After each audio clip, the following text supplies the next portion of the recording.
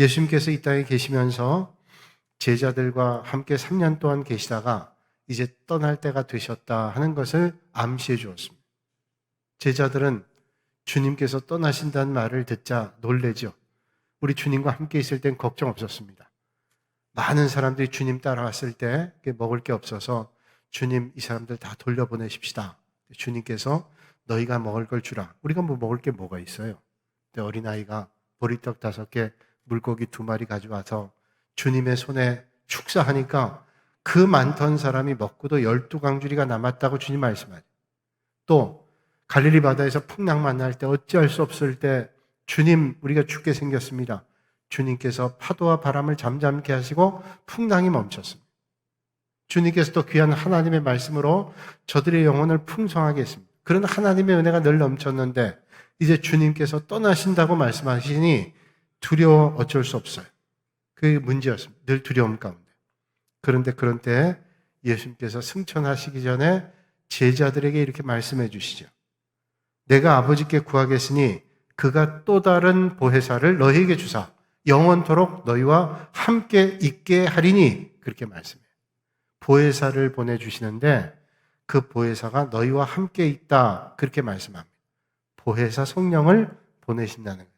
이 보혜사란 말을 헬라말로 얘기하면 파라클레테라는 말인데 파라클레테란 말은 함께 너희를 인도해 주신다 그런 뜻입니다. 그리고 도와주신다는 말이에요. 파라라는 말은 보통 헬라어에 파라란 말은 함께라는 말이에요. 파라클레테, 함께 인도하신다. 하나님께서 성령님을 보내주셔서 너희와 함께 하시고 너희를 도와주신다. 이런 말씀이에요. 옛날에 선교단체를 우리가 파라처치 무브먼트 그렇게 얘기하죠. 그러니까 교회와 함께하는 선교운동 그렇게 얘기할 수 있어요. 그러니까 파라클레테 보혜사 성령께서 언제나 우리와 함께 해주시겠다. 주님은 부활하여 승천하셔요. 하나님 우편에 가시지만 우리와 함께 하시는 성령 하나님을 보내주시겠다고 말씀해주고 있습니다. 사도행전 2장 33절 말씀 보면 베드로가 이르되 너희가 회개하여 각각 예수 그리스도의 이름으로 세례를 받고 죄 사함을 받으라. 그리하면 성령의 선물을 받으리니 말씀하고 있습니다. 뭐라고 말씀해요? 회개하고 그리고 예수님의 이름으로 세례를 받고 그리고 죄 사함 받으면 성령의 선물 받는. 회개하고 그리고 세례 받고 그리고 회개하면 그리고 죄 사함 받는다. 그래서 성령의 선물을 받는다는.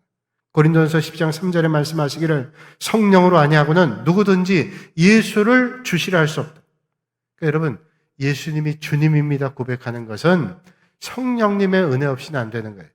그러니까 세상에 있는 사람들은 예수님을 주라고 하지 않죠. 아무리 많이 배우고 많은 걸 가지고 권세 있고 그래도 예수님을 주라고 할 수 없습니다. 성령님이 아니고는 주님이라 할 수 없어요. 그래서 오늘 우리가 성령님의 은혜 가운데 있는 게 얼마나 복된지 모릅니다. 고린도서 3장 16절에 너희는 너희가 하나님의 성전인 것과 하나님의 성령이 너희 안에 계신 것을 알지 못하느냐 말씀하죠. 하나님은 우리에게 말씀해요. 너희가 하나님의 성전이다. 성령이 거하시는 전이다. 그래서 우리를 성전이라 그러죠. 우리 교회는 믿음의 성도들이 하나님 앞에 예배드리는 것이 교회입니다. 우리 믿음의 성도들이 교회지요. 왜 교회냐? 성령님이 거하시는 전이니까. 우리의 심령 가운데 예수님을 주로 고백하는 심령들 가운데 성령님이 거하시기 때문에 우리는 성전입니다. 옛날에 임금님이 살던 곳을 어전이라고 얘기합니다. 임금님이 입는 옷을 어의라고 얘기합니다. 우리 믿음의 성도들은 성령님이 내 안에 계시기 때문에 성전이라고 말하는 거죠. 오늘 여러분들이 그런 존귀한 존재입니다. 여러분은 예수 그리스도를 주라 고백하고 여러분의 심령 가운데 성령님이 거하시기 때문에 거룩한 성전인 줄로 믿으시길 바랍니다. 여러분, 우리의 죄악도 검고 어둡게 된 더러워진 심령이 어떤 걸로 깨끗해질 수 있어요? 아무리 우리가 물을 갖다 붓고 알코올로 솜을 가지고 닦는다 할지라도 깨끗해지고 하얘질 수가 없어요. 그러나 성령님께서 내 마음에 오시면 우리의 죄악을 정결케 해주십니다. 성령님이 내 안에 오시면 거룩한 주님의 성전이 되므로 성령님의 은혜로 깨끗해지시는 거예요. 우리가 연약하고 때마다 넘어지고 쓰러지지만 성령님께서 우리를 붙잡아 주시면 바로 설 수 있습니다. 그런 성령님의 은혜가 오늘 이 아침에 여러분에게 있으시기를 주님의 이름으로 축복합니다. 어떤 교만한 사람이 얘기한, 이거 예수 믿는 사람들이 이상해. 뭐 죄가 있다고 그렇게 죄에 회개하라고 그 구원받는다고 얘기하는지. 목사님께 도전적으로 얘기합니다.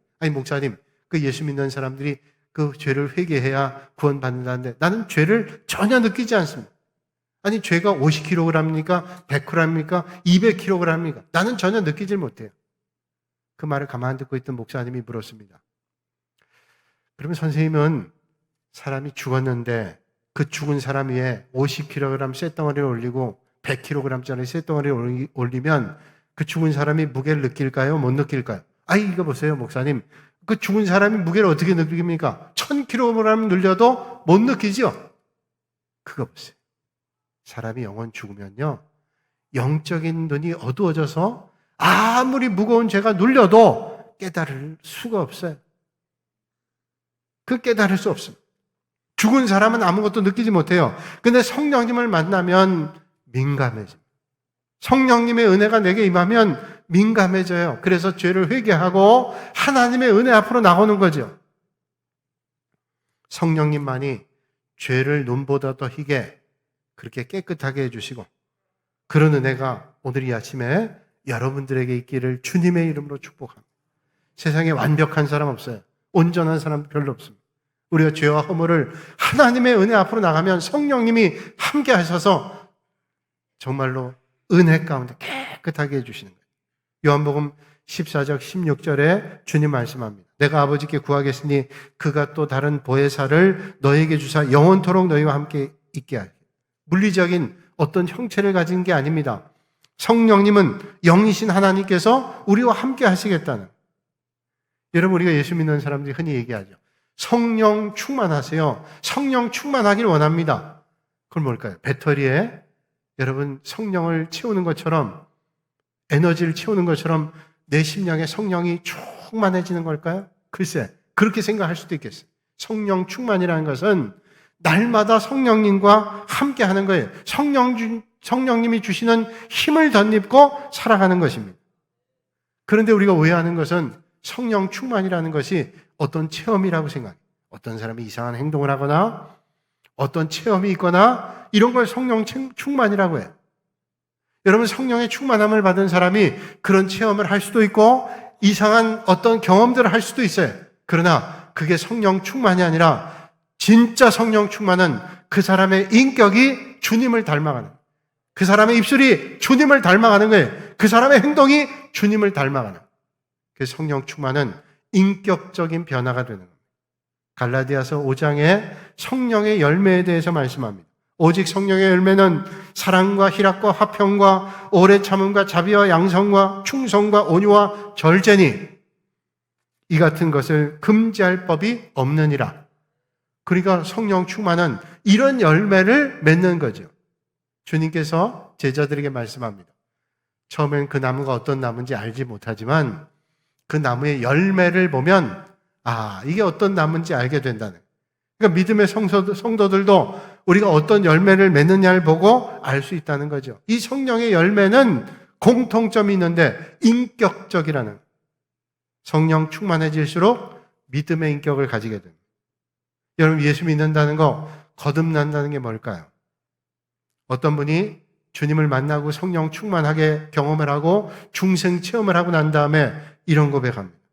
예수 믿기 전에, 예수 믿고 난 다음에 제가 달라진 게 있는데 딱 하나입니다. 예수 믿기 전에는 자기는 옳고 다른 사람들은 다 틀렸어요. 성령님 믿고 난 다음에, 만나고 난 다음에는 나는 부족하고 틀린 게 많은데 다른 사람은 맞는 게 많다라는 거예요. 그러고 난 다음에 자기 입술의 고백은 뭐예요? 미안하단 말, 감사하단 말들이 많아졌대요. 여러분, 성령 충만함으로 여러분의 입술에 감사가 넘칠 수 있기를 주님의 이름으로 축복합니다. 예수 믿는 사람들 감사가 많죠. 세상 사람들이 이해할 수 없는 감사 많습니다. 아이고, 참 감사하다. 오늘도 좋은 날 주셔서 감사하고, 오늘도 눈 뜨게 하시니 감사하고, 오늘도 주님의 은혜가 있으니 감사하고, 그런 감사가 넘치는 거죠.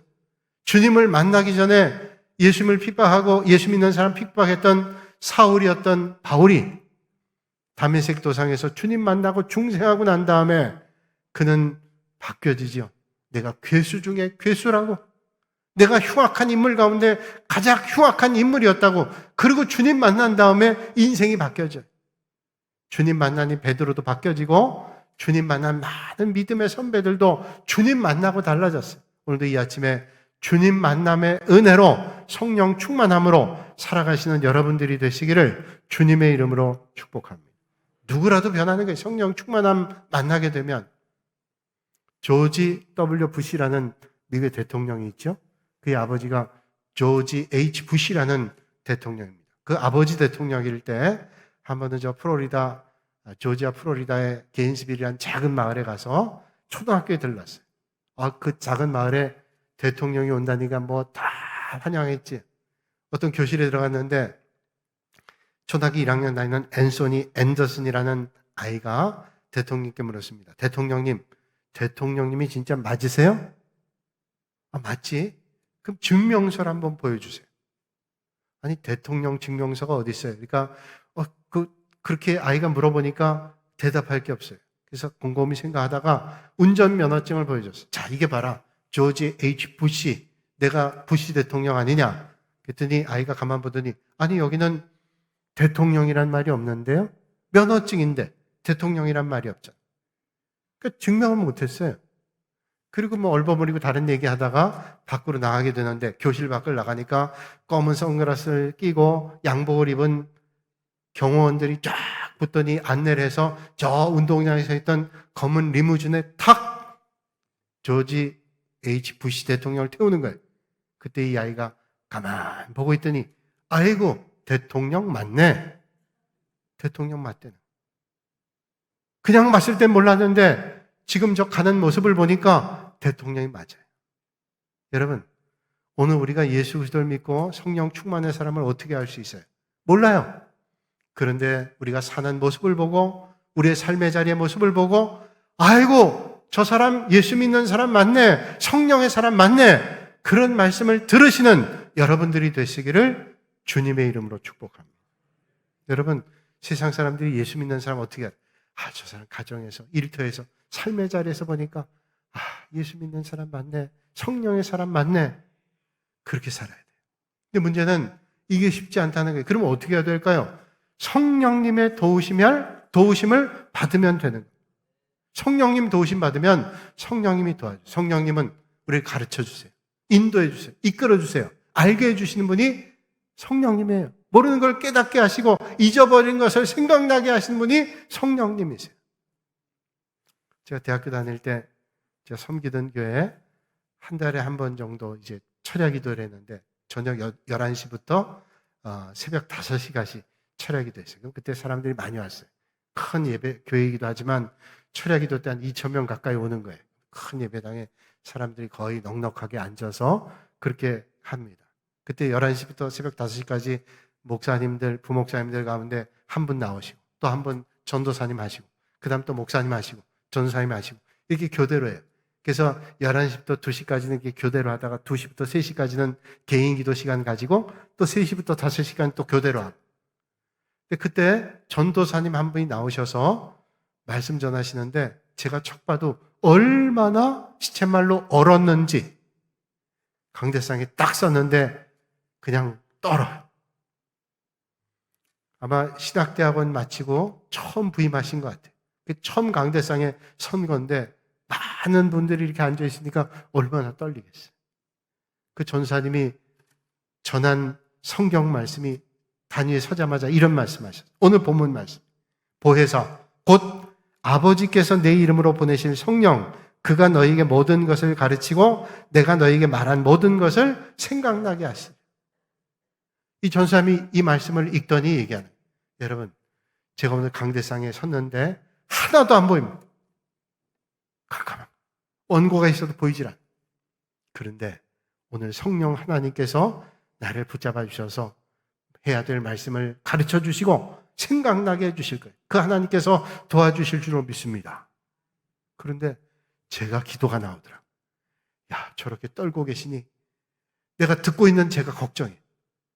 그래서 하나님, 저 전사님 붙잡아 주셔서 은혜 받게 해주세요. 제 그 기억이 나요. 오래됐는데도. 근데 그날 얼마나 은혜를 받았는지 몰라요. 전사님이 말씀 전하는데요, 은혜가 충만했어요. 그때 제 마음속에 깊이 깨달은 게 있어요. 어떤 상황에도 성령님이 도와주시면 되지. 성령님 도와주시면 되는 거예요. 사랑하는 여러분, 어떻게 하면 잘 살 수 있어요? 어떻게 하면 행복한 삶을 살아갈 수 있어요? 어떻게 하면 예수님 잘 믿는 믿음의 길 걸어갈 수 있습니까? 성령 하나님의 도우심을 받으시길 바랍니다. 오늘 힘겹고 어려운 자리, 사망의 음침한 골짜기로 다닐지라도 세상 끝날까지 믿음 안에 달려갈 수 있도록 붙잡아 주시는 성령님의 도우심을 받으세요. 여러분, 이 험한 세상에 성령님 도우심 받아야 잘 살 수 있습니다. 성령님 도우심 받지 않고 살아갈 수 있는 사람은 아무도 없습니다. 월남 전쟁이 한참 치열할 때 이 땅에 있는 많은 어머니들이 잠을 못 자요. 왜? 아들은 지금 전쟁터에서 언제 죽을지 모르는 위험 가운데 있잖아요. 베트남에서. 어느 권사님께서 너무 걱정되고 근심돼서 잠 못 이루다가 목사님께 가서 물었습니다. 목사님, 내 아들을 어떻게 하면 하나님께서 돌봐주실까요? 도무지 걱정이 돼서 음식을 먹을 수도 없고 잘 수도 없어요. 그때 목사님께서 말씀해 주셨어요. 성령님이 도와주셔야죠. 내가 옆에 가 있다고 해서 아들을 돌볼 수 있겠습니까? 내가 그 아이를 붙잡고 있다고 눈동자같이 본다고 돌봐줄 수 있겠어요? 성령 하나님이 돌봐주셔야죠. 그 하나님께 그저 열심히 기도하십시다. 그 말씀을 들으니까, 목사님 말씀하시니까 마음의 위로가 돼요. 그래, 내가 뭘 할 수 있겠나? 매일 전화를 한다고? 뭐 그때 전화하기도 쉽지 않지만 뭐 전화를 한다고? 내가 옆에 가 서 있다고 아들을 돌볼 수 있어요? 그저 성령님께 빌고 또 빌어야지. 기도했어요. 오는 날까지 기도했어요. 하나님의 은혜로 전장터에서 무사히 살아 돌아왔어요. 그 아들이 와서, 어머니 제가 교회 가서 간증하고 싶네요. 무슨 간증이냐? 그래서 간증하는 거예요. 제가요, 어느 날 전쟁터에 전투에 나갔습니다. 뭐 포탄이 비처럼 쏟아지는데 여기서 살아갈 수 있을까? 그런 두려움이 앞섰어요. 그러나 날 위해서 기도하는 어머니의 기도가 떠올랐어요. 하나님께 도와주십사. 기도했다. 그렇게 빗발처럼 쏟아지는 총탄과 포탄이 쏟아지는데 참호 속에 있는데 포탄이 떨어지는 게 보이더래요. 날아오는 게 보이더라. 야, 하나가 날아오는데 자기 쪽으로는 이거 죽겠구나. 그래서 참호에 있다가 몸을 날려서 뛰려고 그러는데 엎드려! 그리고 누가 꽉 누르더래. 그래서 나가야 되겠는데 나가지 못하고 주저앉았다. 그 순간에 쾅 하고 떨어지는데, 야, 이제 죽었구나. 그 생각했는데 바로 3m 앞에 자기가 뛰어가려고 했던 그 앞에 포탄이 딱 떨어졌어요. 누가 나를 살려줬나? 주변을 둘러봐도 아무도 없더래. 야, 이게 하나님의 은혜구나. 성령님이 도와주셨구나. 그런 생각이 떠나질 않는데, 제가 언젠가도 말씀드렸는데, 제가 가평에서 목회할 때 예비역 소령으로 제대한 집사님 계셨어요. 그분이 예수 믿게 된 걸 간증해요. 어떻게 믿게 되냐? 월남전 갔는데 그 다리를 건너야 되는데 이제 그분이 포병 장교였기 때문에 집차를 타고 다녔어요. 운전병과 자기 옆에 타고 가는데 이렇게 지나가는데 숲속에서 포탄이 하나 날라오는데 다리 위를 건너고 있는 자기 쪽으로 둥 떨어지더라고요. 그러니까 운전병이 놀래가지고 핸들을 꺾어가지고 다리 밑으로 뚝 떨어졌다. 떨어졌는데 한참 동안 정신이 잃었다 눈을 떠보니까 운전병은 거기서 직사하고 자기는 타박상만 입고 살았대요. 아니, 내가 왜 살았을까? 이 젊은이 죽었는데 그때부터 영혼에 대한 생각을 했대. 야, 이거 뭔가 도와주는 분이 있구나. 그리고 누군가를 통해서 예수 믿으시라고. 그때 그래. 그리고 예수 영접했대. 이 월남전에 갔던 아들이 그걸 간증하는 거예요. 여러분, 오늘 우리가 성령님의 돌보심 없이는 오늘을 맞을 수 없고 성령님 돌보심 없이는 우리가 한순간도 은혜 가운데 살아갈 수 없어요. 오늘도 여러분의 입술에 성령님 도와주시고 오늘도 우리의 걸음을 인도해 주세요. 고백하실 수 있는 여러분들이 되시기를 바랍니다. 미국의 33대 대통령인 해리 S. 트루먼은 1945년 4월 16일 국회 연설 가운데 이런 기도를 하나님께 드렸습니다. 이 순간 저는 마음속으로 기도합니다. 제가 맡은 이 무거운 책임들을 생각할 때 저는 전능하신 하나님께 솔로몬 왕이 했던 기도를 겸손한 마음으로 드리게 됩니다. 그러므로 주의 종에게 주의 백성을 심판해야 할 때 이해하는 마음을 갖게 하셔서 선과 악을 구별하게 하소서. 누가 주의 위대한 백성을 심판할 수 있겠나이까? 저는 오직 나의 주님과 내 국민들의 선하고 신실한 종이 되기를 구합니다. 하나님이여 도와주소서. 여러분, 성령 하나님의 도우심 없이는 어떤 일도 할 수 없어요. 세상에 최고의 권세를 가지고 있어도 하나님의 도움이 필요합니다.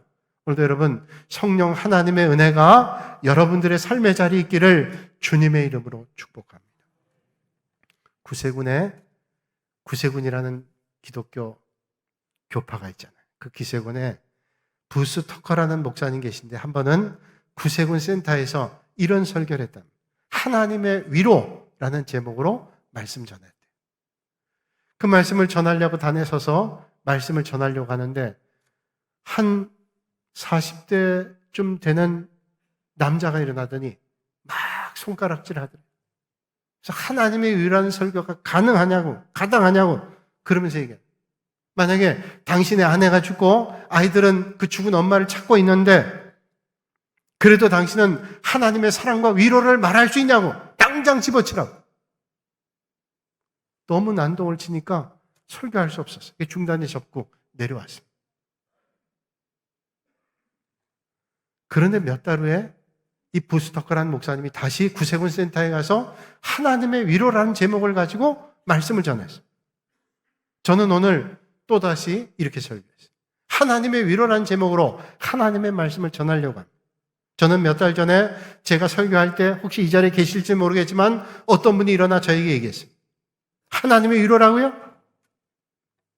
내 아내는 죽고 자식들은 엄마를 찾고 있는데 무슨 하나님의 위로가 있습니까? 라고 저에게 그 설교 집어치라고 말하셨어요. 그런데 몇 달이 지난 지금 제 아내가 지난주에 교통사고로 세상 떠났고 우리 아이들은 엄마가 어떻게 됐냐고 칭얼거리고 어떤 사람의 말로도 위로가 되지 않은 그런 상황 가운데 저는 여기 섰습니다. 사실 어떤 사람의 말로도 위로가 안 됩니다. 저는 그분의 심정을 어느 때보다도 이해합니다. 아무 말도 위로가 안 돼요. 그러나 저는 오늘 이 말씀을 드리기 위해서 이 자리에 다시 섰습니다. 그리고 이 순간 저와 저의 가족의 유일한 위로는 오직 하나님뿐이라는 것을 말씀드리고 싶습니다. 아무것도 그 무엇도 위로가 되지 못한 순간 오직 하나님만의 위로가 우리의 위로가 되는 것을 저는 말할 수밖에 없어요. 사랑하는 여러분, 모든 것이 불확실한 세상 가운데 정말 믿을 수 있는 게 어디 있을까요? 함정 많고 환난 많은 세상, 사망의 음침한 골짜기 같은 세상, 성령님 도우심 받지 않으면 실패. 성령 하나님 도움 받지 않으면 안 돼요. 성령 하나님은 도와주세요. 가르쳐 주시고 생각나게 하시고 알게 하시고 인도해 주시고. 사랑하는 여러분, 삶의 자리에 그 성령 하나님의 은혜가 넘쳐 여러분 삶이 끝날 때까지 성령 하나님의 도우심이 넘치는 복된 삶이 되시기를 주님의 이름으로 축원합니다.